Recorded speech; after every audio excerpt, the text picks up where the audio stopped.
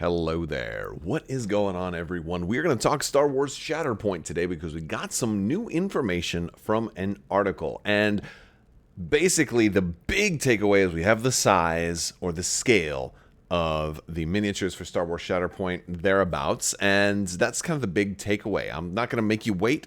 It's 40 millimeters. Right? That's it. I don't want you to wait to the end of the video to get to the biggest thing. But I also think there's a lot of other things that we can glean from this article. There's a lot of kind of subtle hidden information.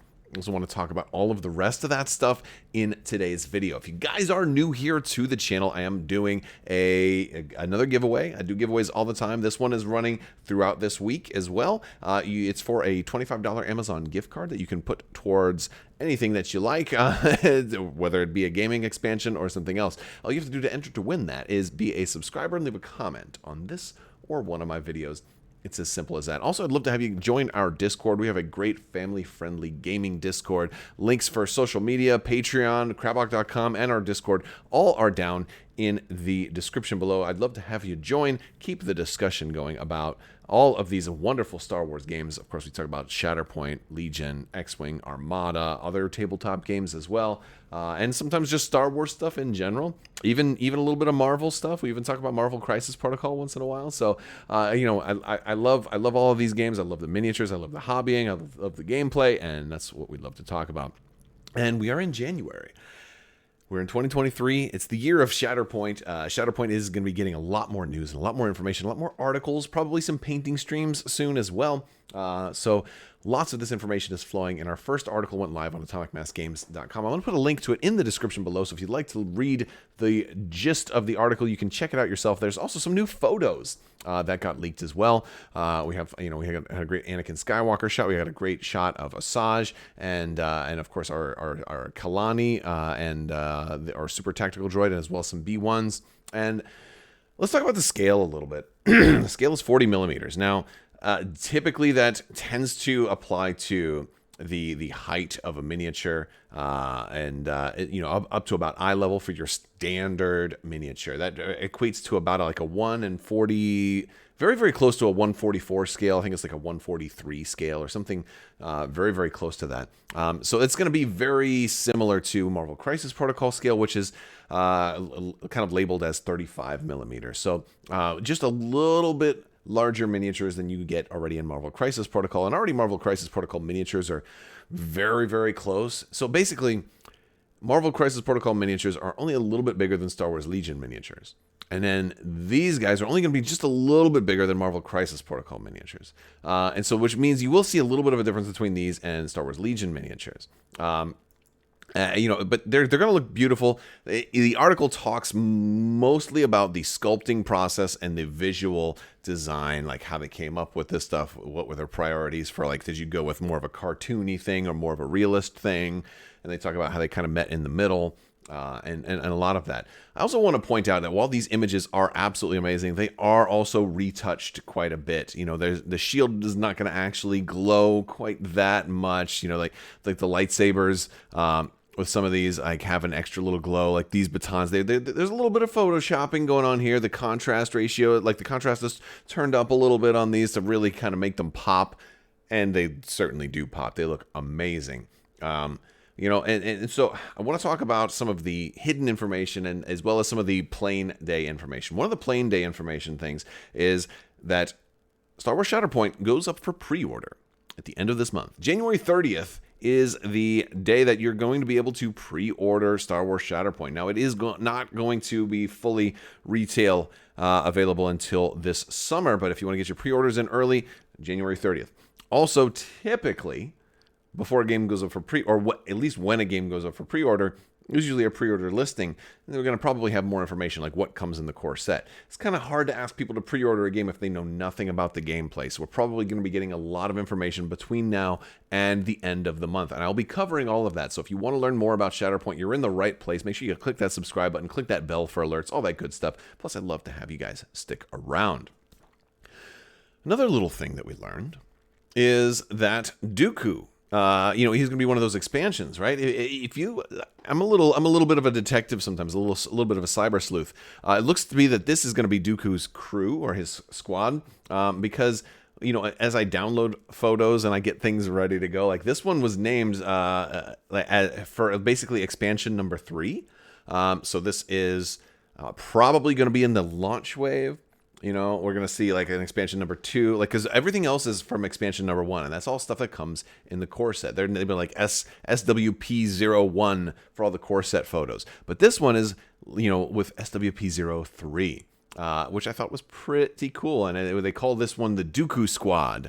And so my guess, based on the name of that photo, is that this is probably what you'll get in the Dooku expansion. Being that it's Dooku, and then of course 2 of the Magna Guards and the man Tyrannus who hired the bounty hunter. So you're gonna get your Jango Fett there as well. So and I think all of that stuff seems to work fairly well together. I thought that's just pretty cool. That this is the thing. I honestly was expecting Dooku to come with the super battle droids, and he still may. This doesn't necessarily mean with 100% accuracy that this is what comes in Dooku's thing, because some of them are just named. They could have just named it Squad. Like a lot of them, any of the photos that there were more than one miniature in, they named them Squad, but all of them kind of go together, right? Like this one was called like Mando Squad, and and granted, Gar Saxon and 2 of those guys are definitely there, but I would imagine they would also go with Maul, and he's not in this photo, but they'll come in the core set anyway.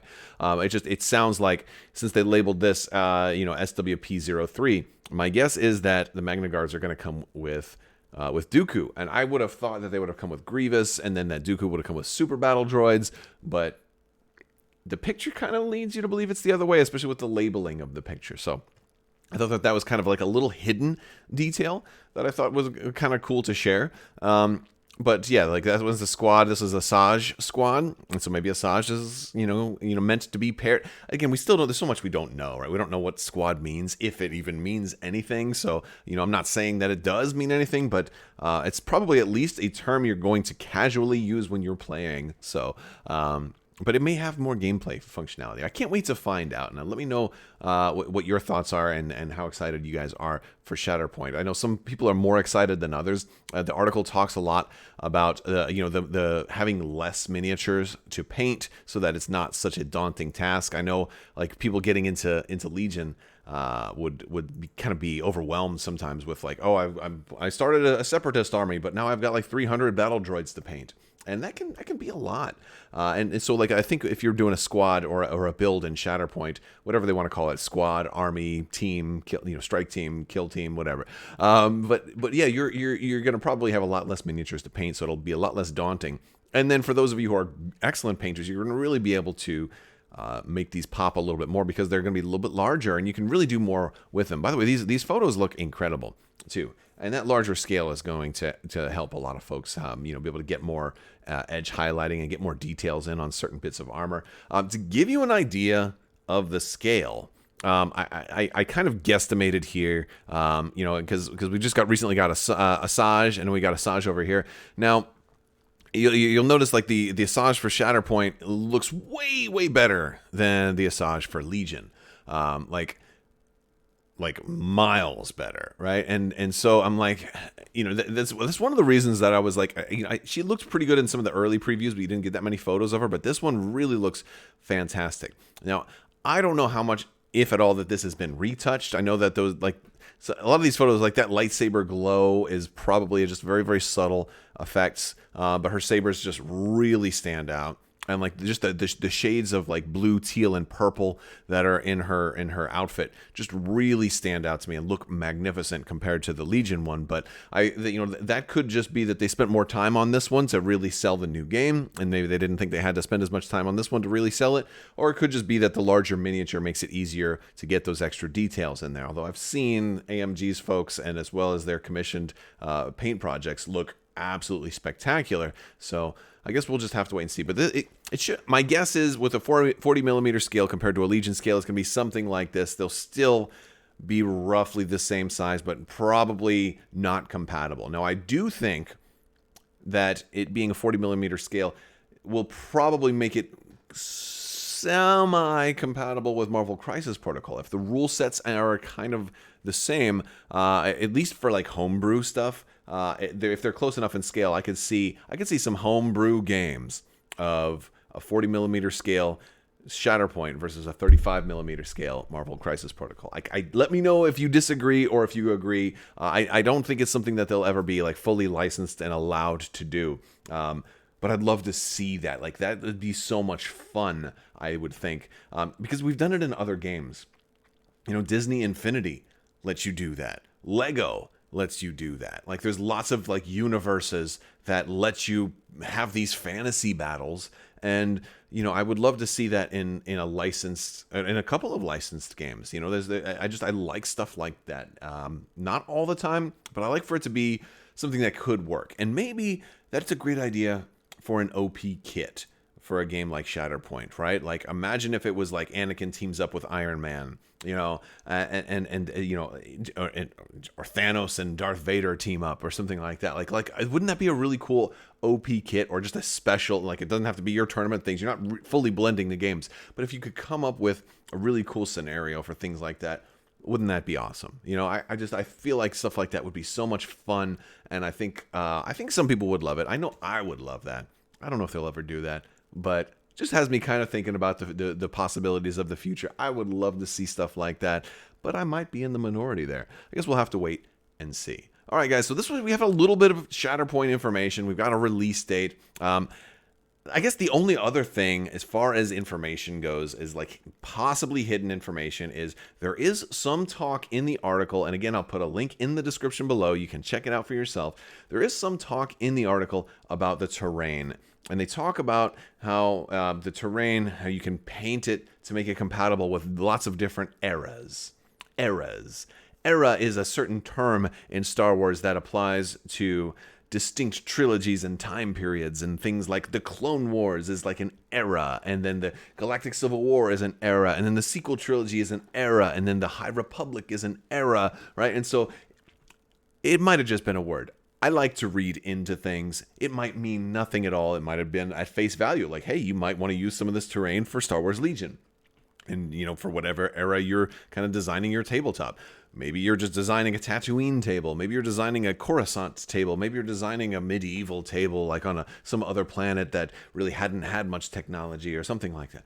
You know, like lots of, you could do whatever you want. And I think that's what they're trying to say, really, with the terrain. But I love the idea of the word era just being kind of dropped in there, because it makes me think that one of the big questions that we don't have answered for Shatterpoint is that, is this game going to be restricted to Clone Wars only? Obviously, for all of the stuff we've seen so far, it's definitely Clone Wars era only. But will they eventually make Darth Vader and Luke Skywalker? Will they go into other eras? Will they go into sequel trilogy timelines? Will they go back the other direction? Will they go into well, I could also say Mandalorian, which I think would be printing money at this point. Or could they go back in time and do like the Old Republic or the High Republic? I would love to see a High Republic game, because I really like those books, and there's some really great characters in there, and there's a wealth of things that you could do. I feel like there's a lot of opportunities there. So this is just another little hidden detail based on some of the folks that were giving answers in the article. And maybe it's nothing. Let me know if you think. Just tell me. Say, Crab, you're reading too much into it. That's probably not what you think it is. It's probably nothing. But since we have so little information, can you blame me for kind of grasping at straws? I don't know. It's what I do. All right, guys, I want to thank you all so much for hanging out with me today. That is going to do it for this video. Big thanks to my patrons. You guys are absolutely amazing and help make this channel possible. I will talk to you later. May the Force be with you, and always test your lightsaber in a safe environment before you turn it on for the first time. Don't ever stick it in your eye hole.